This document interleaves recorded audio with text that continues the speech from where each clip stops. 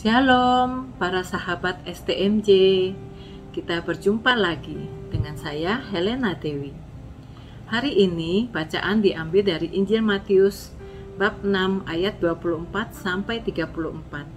Saya terkesan dengan ayat 25 yang berbunyi, "Karena itu aku berkata kepadamu, janganlah khawatir akan hidupmu, akan apa yang hendak kamu makan atau minum, dan janganlah khawatir akan tubuhmu, apa yang hendak kamu pakai.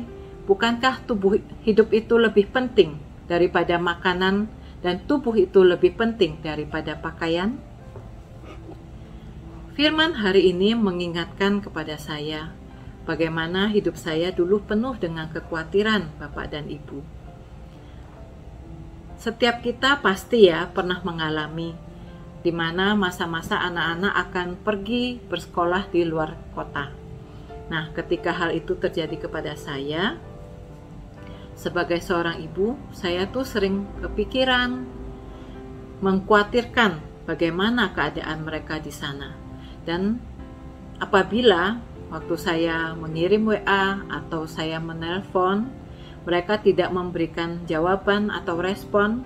Bahkan ketika saya menelpon mereka tidak menjawab, saya tuh pikirannya sudah mulai dengan pikiran-pikiran yang penuh dengan kekhawatiran.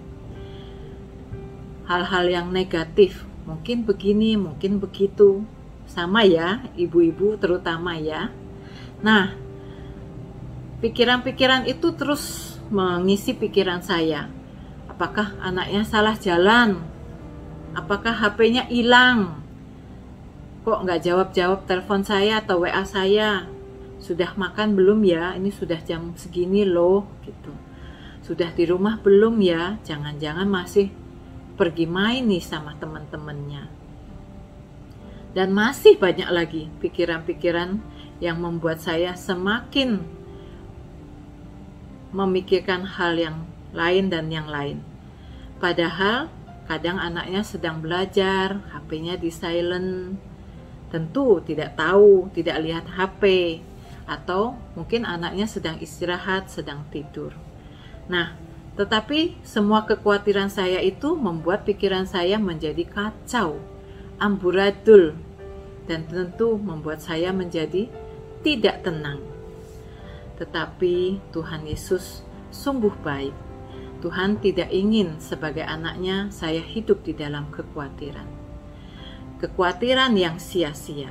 Dan melalui rahmat kasih-Nya, Tuhan ingatkan kepada saya bahwa semua kekhawatiran itu tidak ada gunanya.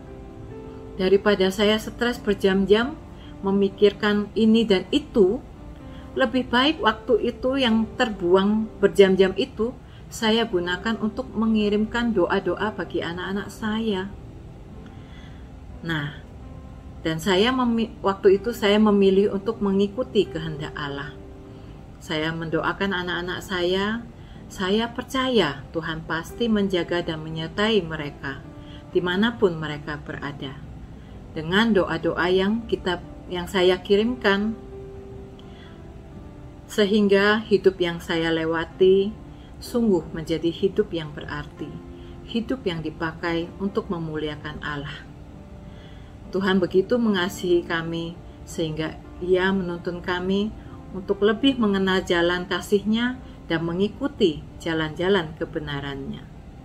Demikian sharing dari saya, Bapak dan Ibu, bagaimana Tuhan menuntun saya meninggalkan kekhawatiran-kekhawatiran saya dan hidup di dalam kasih-Nya, menikmati damai sejahtera dari Allah.